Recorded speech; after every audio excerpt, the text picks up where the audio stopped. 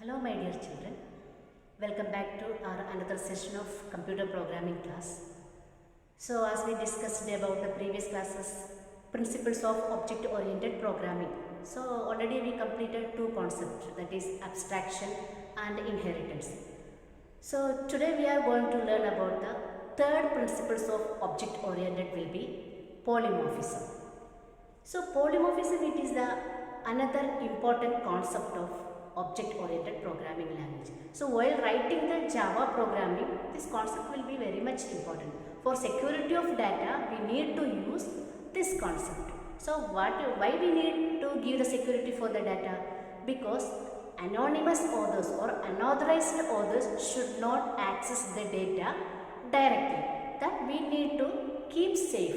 For that purpose, we are giving this all the kinds of principles of object oriented programming. So different names we are giving it is, isn't it? So this polymorphism is another method of object oriented programming concept. So today we are going to learn about more what do you mean by polymorphism. So the word itself we giving the meaning what is polymorphism. Actually it is a two word, that means polymorphism I have written on the board. So polymorphism, so that you have to divide it, poly and morphism. Then what is the meaning of these two different words? Poly means many, morphism means different forms or phases. So that's called as polymorphism. It defines, that means the polymorphism it defines, it is the capability of an interface to do different things based on the data, different type. It accepts and gives the desired output accordingly. So that is called as polymorphism, isn't it? So once again I will repeat it. So polymorphism, it is a concept of object oriented programming language. So every type of object oriented programming, so including Java. So we already know, we discussed about first itself, we are studying Java programming language. It's an object oriented programming concept. So this polymorphism is one of the major principles of object oriented programming language, isn't it? The meaning of the polymorphism will be, it's a two word, the combination of two words that we are going to use, it considered as a one word. So poly and morphism. So poly means many, that means more than one, number of, more than one means two or more or three or more like that. So that is called as poly. Okay. The next word will be morphism. Morphism means it represents different forms. That means one particular thing we can use it as a different way. So that is called as morphism. Different forms, different phases. That means a duality. So that is called as more than two phases we are showing, or the programming will be showing more than two phases or more than two options. That is called as morphism. That's why this concept is known as a polymorphism. While doing the programming and all, this concept is very much important to give the security of the data. For that purpose only we are using the polymorphism concept. So we can go for easy to understand purpose, we can discuss the real world example. So after explaining the real world example, you are able to understand what do you mean by polymorphism. Okay, so let me consider the you people, that means the student. So one student we can consider. So different places, different forms they are acting, isn't it? For example, when the student will be either boy or girl. Okay, so when he or she will be in the school, he is known as a student. That is a one form or one phase. When the same student will be there in the class, he or she may or may not be leader or some in charge, the second form of the student. The same student, when he or she will be at house, she is or he is a daughter or son, the third phase of the student. Okay. The next will be when he is being with his siblings, he or she is a brother or sister, that is a fourth. That means one student or one person can act different forms in a different situation. So that is called as polymorphism. So another example will be duality. So we are telling dual characteristics. So in psychology and all we are telling dual characteristics. So what do you mean by dual characteristics? The one person is having his original character and personality will be there. Sometimes some scientific or mental problem will be there. He will be acting like some other person. Some films and movies and all we already see. Actually he is another person, but sometimes he will be showing some other person characteristics or behavior. So that is known as a dual characteristics. So this concept is known as a polymorphism. So one person or one object can act in a different forms.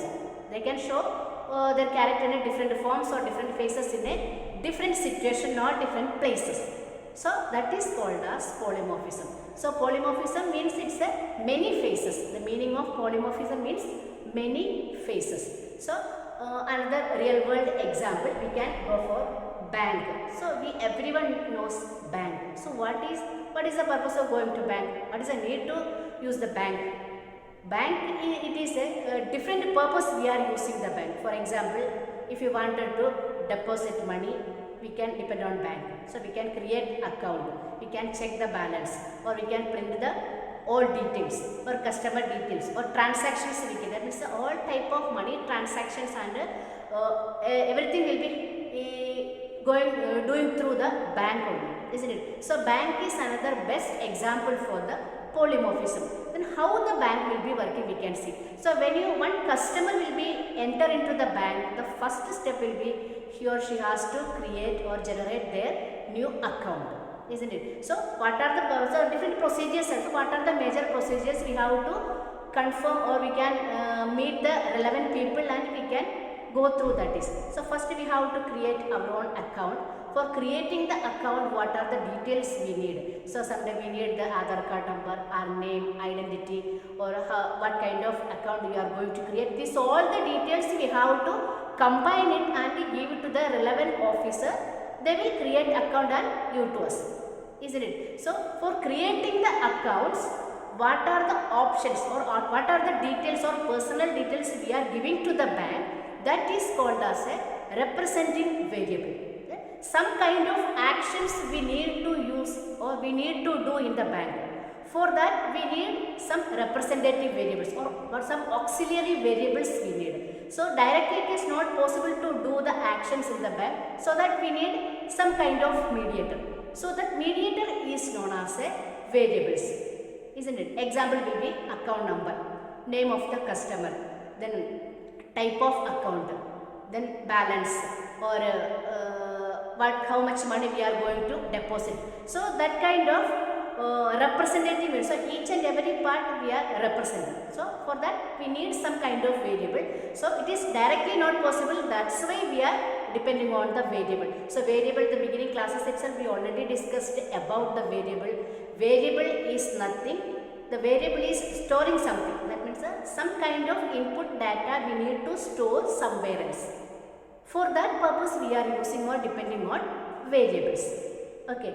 So that whenever we need we can use it, and afterwards it will be keep safe in the particular place wherever we kept. Okay. So for that purpose only we are using the variable. So in this example also, what are the informations you are giving to the bank for creating a new account? That's called as variable. Okay. So this through variable we are going and searching the actions. What do you want to do in the bank? So after creating the account, sometimes we need to deposit some money, isn't it? So depositing money to the account is known as an action or behavior, or it is called as methods. Then withdrawing money from the account, that is called as another action. Then checking balance or printing the account details, or print the whole details or customer details. So some kind of output we need, isn't it? So we are giving the input, that is called as creating the account and the relevant details. That is called as input. Okay. After inputting the data, some kind of processing will be there in between, isn't it? So that processing is called as methods or functions. Different functions or methods, isn't it? So that is called as output. Okay. Then what is the polymorphism? What is the role of polymorphism in this example we can see? So bank is a one building. It's a one object. This object is having number of actions and variables, isn't it? So more than one variables, they are combining it together and it's showing different kinds of actions, isn't it? So first example, account number. So with the help of account number, one customer can deposit money, withdraw money, print the amount details or transaction details, many kind of actions they can do, isn't it? So this is called as polymorphism. Bank is an object. So what are the variables we are using? That is called as object variables, the supporting variables. With the help of this supporting variable, each and every supporting variable is having their own number of actions will be there. This actions is called as different form of behavior, different form of methods or different form of functions. Each and every variable is having their own actions and behavior will be. That means more than one action they are providing. So with the help of account number, again I will repeating, with the help of account number we can withdraw the money, we can deposit the money, we can transfer the money one place to another place, we can print the details. This all will be happening one object, that is called as account number. That means one variable or one object will be acting as a different, it's having different actions at a time in a different situation. So this concept is known as a object oriented programming, principles of object oriented programming, polymorphism, isn't it? So once again I am repeating, polymorphism is one of the major concept of object oriented programming. It's a major principles of object oriented programming. The meaning of polymorphism will be, it's a two different word combines it together, it forms a single word is called as polymorphism. We can divide the word. The first word will be poly, second word is known as a morphism. The meaning of poly is known as many, morphism is known as a forms or different phases. It's called as polymorphism, isn't it? So the definition of the polymorphism will be, polymorphism is the capability of an interface to do different things based on the data, different type. It accepts and gives the desired output accordingly, isn't it? That is called as polymorphism. So while doing the Java programming language or Java programming or Java software developing, we need to use the programming concept, this programming concept. Why? Because some kind of data we need to use more than once in it. That means repeatedly we need to use in the same group of programming source code to the entire programming, isn't it? That means the first one particular option, one variable. So once first this bank we can consider the same bank, account number we mentioned. So first time I used account number for creating the account. After creating the account, accounts and all already created. I wanted to deposit some money. The same account I used to deposit the money. That has to finish it. Then after 2 days, I wanted to use the same account to withdraw the money, isn't it? Then the same account I need to use to print the transaction details or to transfer the money from one place to another place, isn't it? This all will be happening with the help of single account number, isn't it? So this is called as polymorphism. Understood? So in the programming language or in the Java or object oriented programming language, the polymorphism is having two major concepts, that is called as function overloading and operator overloading, isn't it? That means the principles of object oriented programming, polymorphism, that concept is having two major subdivisions that we can consider as a programming example for the polymorphism. So the first one is operator overloading, second one is function overloading. That means overloading the operator and overloading the function. Then this, up to this what we discussed, that is a real world example related to polymorphism. That means how the polymorphism will be working, how we can use it. The concept you need to understand. For that purpose only I have given the real world example. The first example will be student, second will be dual characteristics, third will be bank.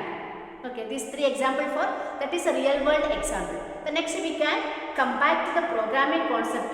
The major 2 part of polymorphism is known as a function overloading and operator overloading. Then we can discuss about what do you mean by function overloading and what do you mean by operator overloading. It's a simple concept only. The name itself giving the meaning to overloading the existing function or to overload the existing operator. So operator, so you don't get confused. Operator means what are the arithmetical operations we are using in the mathematics. The same thing we are using the computer programming too, isn't it? So these operators, different mathematical operators, we are giving different meaning, isn't it? Based on the situation of users, that will be changing. Then how it will be changed, how it will be working, we can see. The first one is operator overloading. In the polymorphism example, operator overloading.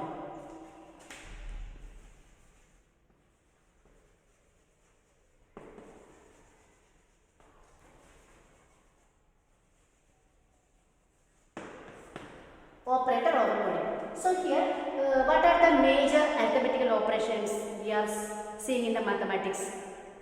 I think you already know that is the major arithmetical operation. There are 5 types arithmetical operators are. So what are the 5 types of arithmetical operators? Addition, subtraction, multiplication, division and modulus operation. These 5 are called as arithmetical operations. So in the operator overloading, we are using, so each operator is having their own relevant meaning will be there. So here first one is addition. Addition, what is the use of addition? Adding any 2 numbers.